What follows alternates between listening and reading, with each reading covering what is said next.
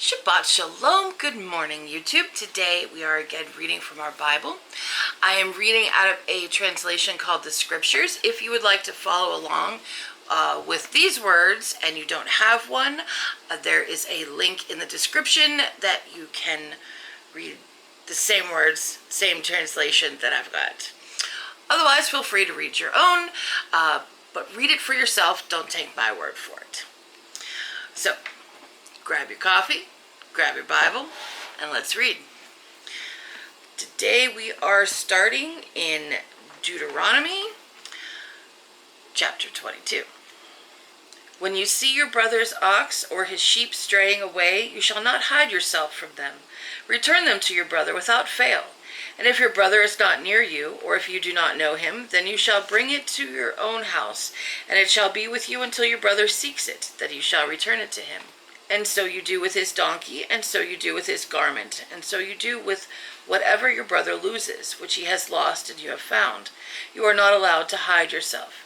When you see your brother's donkey or his ox fall down on the way, you shall not hide yourself from them. Help him raise them without fail.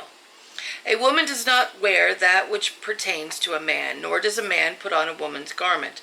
For whoever does this is an abomination to Yahweh your Elohim.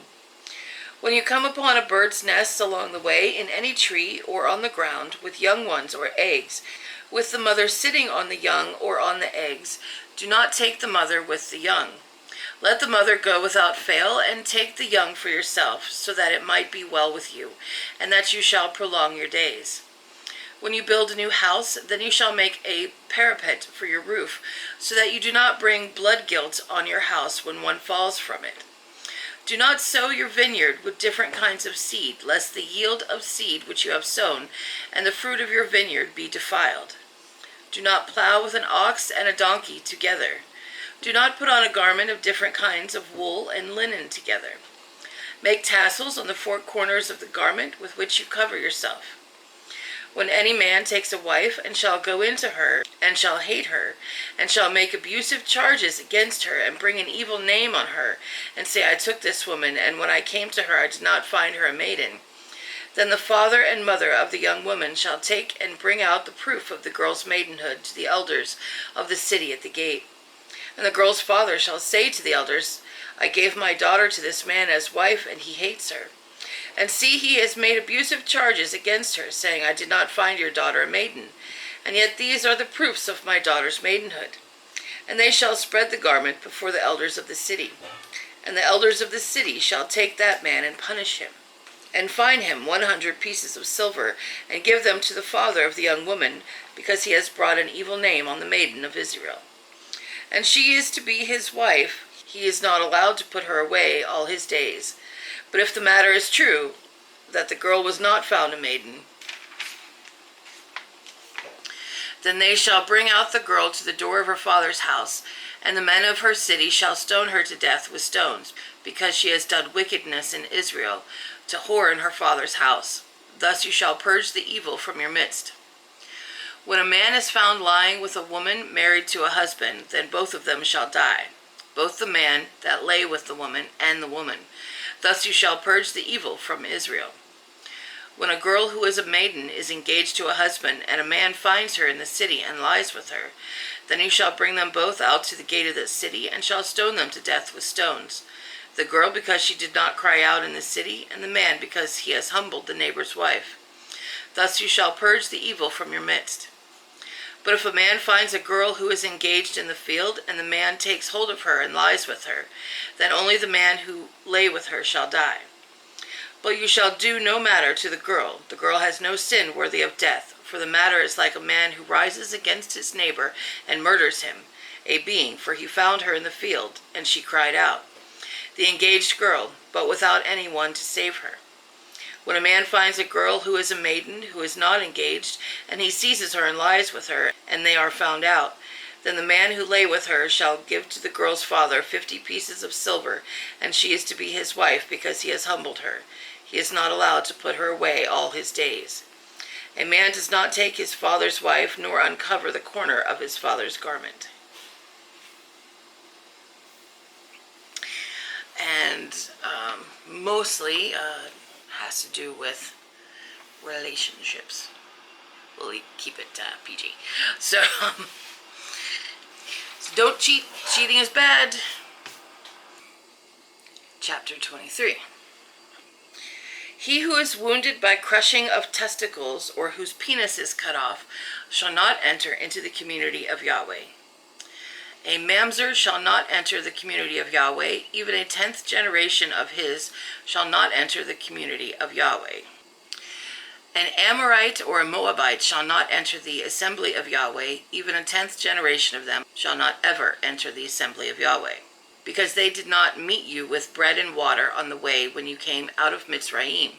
And because they hired against you Bilam, son of Beor, from Pethor, of Aram Naharaim, to curse you.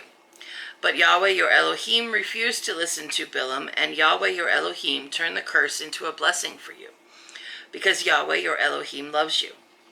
Do not seek their peace nor their good all your days forever. Do not loathe an Edomite, for he is your brother. Do not loathe a Mitzrite, because you were a sojourner in his land. The children of the 3rd generation born to them do enter the assembly of Yahweh. When the camp goes out against your enemies, you shall guard yourself from every evil matter. When there is any man among you who is not clean because of an emission in the night, then he shall go outside the camp. Let him not come into the midst of the camp. And it shall be at the approach of evening that he bathes with water, and when the sun sets, let him come into the midst of the camp. And you shall have a place outside the camp where you shall go out, and you shall have a sharp implement among your equipment. And when you sit down outside, you shall dig with it and turn and cover your excrement. For Yahweh your Elohim walks in the midst of your camp, to deliver you and give your enemies over to you. Therefore your camp shall be set apart, so that he does not see unclean matter among you, and shall turn away from you. You do not hand over to his master the slave who has escaped from his master to you. Let him dwell with you in your midst, in the place which he chooses within one of your gates, where it is pleasing to him. Do not oppress him. None of the daughters of Israel is to be a cult prostitute, nor any of the sons of Israel be a cult prostitute. Do not bring the harlot fee of a whore or the pay of a dog to the house of Yahweh your Elohim for any vowed offering, for both of these are an abomination to Yahweh your Elohim. Do not lend an interest to your brother, interest of silver, interest of food, or interest of whatever is lent at interest. To a foreigner you lend at interest, but to your brother you do not lend at interest, so that Yahweh your Elohim might bless you in all that you put your hand to in the land which you are entering to possess. When you make a vow to Yahweh your Elohim, do not delay to pay it, for Yahweh your Elohim is certainly requiring it of you, and it shall be sin in you. But when you abstain from vowing, it is not sin in you. That which has gone from your lips you shall guard and do, for you voluntarily vowed to Yahweh your Elohim what you have promised with your mouth. When you come into your neighbor's vineyard, you shall eat to the satisfaction of your desire, but do not put any in a receptacle of yours. When you come into your neighbor's standing grain, you shall pluck the heads with your hand, but do not use a sickle on your neighbor's standing grain.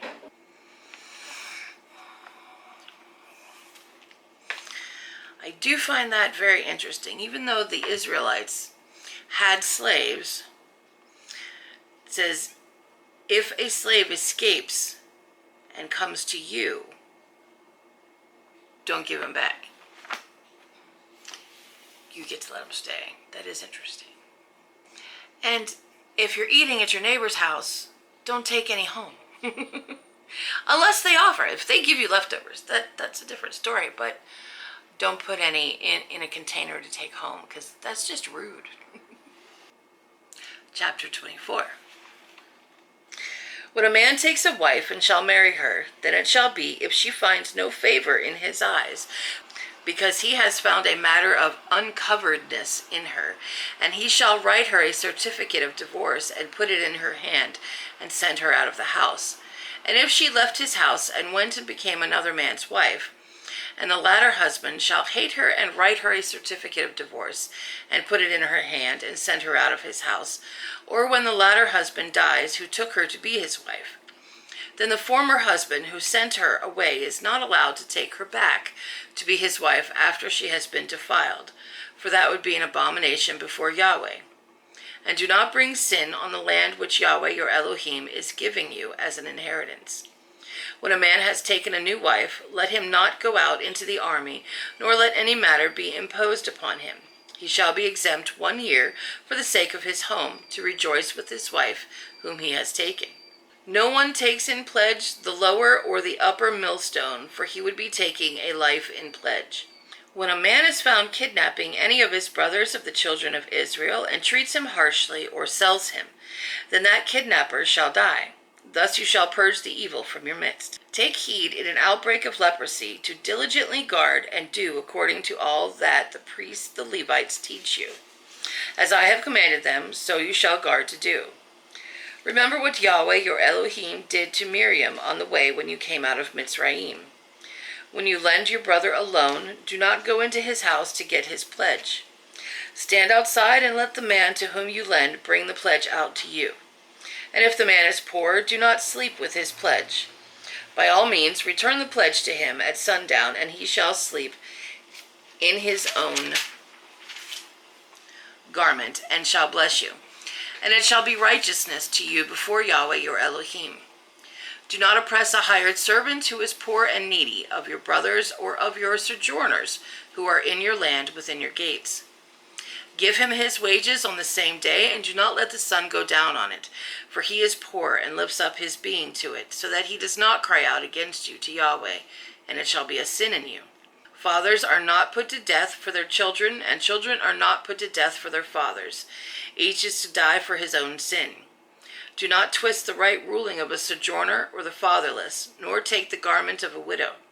But you shall remember that you were a slave in Mitzrayim, and that Yahweh your Elohim ransomed you from there. Therefore I am commanding you to do this word. When you reap your harvest in your field, and have forgotten a sheaf in the field, do not go back to get it. Let it be for the sojourner, for the fatherless, and for the widow, so that Yahweh your Elohim might bless you in all the work of your hands. When you beat your olive trees, do not examine the branch behind you. Let it be for the sojourner, for the fatherless, and for the widow. When you gather the grapes of your vineyard, do not glean behind you. Let it be for the sojourner, for the fatherless, and for the widow. And you shall remember that you were a slave in the land of Mitzrayim. Therefore I am commanding you to do this word. So, we're not supposed to harvest all of your crops. You're supposed to leave some in your field for the fatherless, the travelers, and the widows. They were supposed to take care of each other. Even the travelers in their lands who weren't Jewish, but were, from somewhere else, but they followed the laws while they were there. They didn't break any laws to get in trouble. But they're from another place, and you're supposed to treat them well and take care of them. And now we leave that for the government to do, generally. We don't take care of our neighbors. We don't take care of our poor. We leave it to the government to do. It's not the way it was intended. But that is the end of the reading for today. Thanks for coming along with me, and I hope you join us again next Saturday. May the Father bless you. Shalom.